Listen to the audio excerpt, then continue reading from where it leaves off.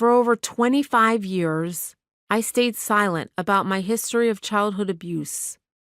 In fact, for most of my childhood and early adulthood, I had no conscious memory that anything had happened to me.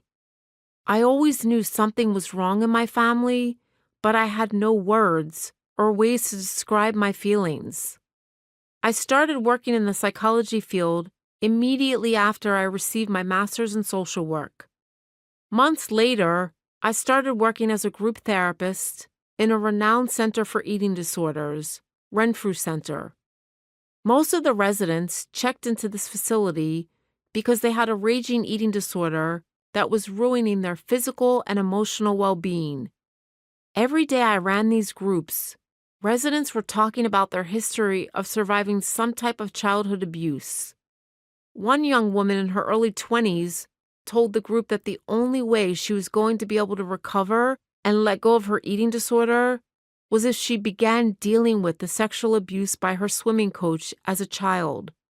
Another resident in her late 50s shared that she lost decades of her life in adulthood after burying years of physical abuse done to her by her father.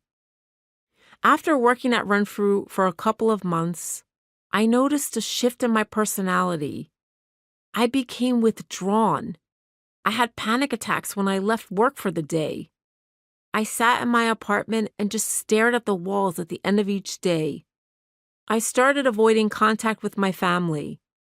While I did not speak a word about my abuse, I was able to tell my supervisor that I felt depressed and overwhelmed.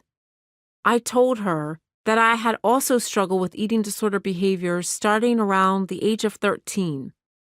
I was able to identify that the biggest trigger for me working at Renfrew was hearing about residents who had been abused as children. My supervisor asked me if I had a history of trauma or abuse as a child, and I adamantly denied such a thing. I told her I could not relate to these residents and that I felt incapable of helping them. She suggested that I go to therapy. At the time, I was mad and defensive, but there was a part of me that felt relieved that someone finally recognized that I was in pain.